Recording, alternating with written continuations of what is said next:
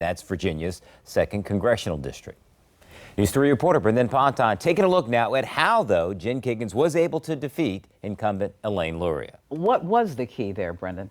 Well, when we look at this race here, we talk about redistricting and Virginia Beach here. This is the biggest city in the district, but look at the difference there. Jen Kiggans only won in Virginia Beach by 549 votes, but due to redistricting, the district went to the west, and that includes counties like Isle of Wight County, which is reliably red and was not in the district in the 2020 election, so that really helped Jen Kiggans. So as I mentioned, some close results in Virginia Beach. Today, election officials are going through all of the numbers and making sure they got it right. Now, Luria lost by about 4% or 12,000 votes across the district. She conceded just before 11 last night to Jen Kiggans. Statewide, Republicans had also hoped to flip a congressional seat in Northern Virginia and another in suburbs north of Richmond, but they did not win either of those. Because of that, Democrats are actually calling the overall results a win. Look, Elaine Luria that was a tough redistricting redraw for her that made it very tough just demographically.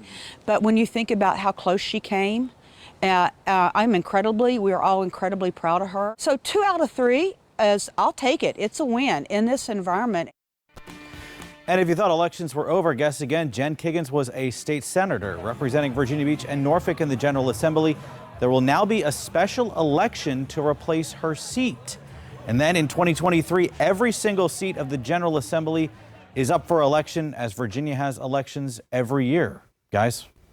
All right, well, Brendan, another thing, since you were talking to the governor, I understand that he extended an olive branch to the Speaker of the House, Nancy Pelosi, after making a comment that was widely criticized after her husband was attacked. Yes, well, I did speak with the governor earlier today, and he seemed to make a lighthearted comment about the attack on Paul Pelosi a few weeks ago. He told me today he sent Nancy Pelosi a handwritten note. He says he meant for his comments to state violence as, quote, not just unacceptable, but atrocious, and I did not do a great job of that. He says he wrote the personal note to reflect that sentiment. Thank you, Brendan. All right, let's take a look at the other local congressional race.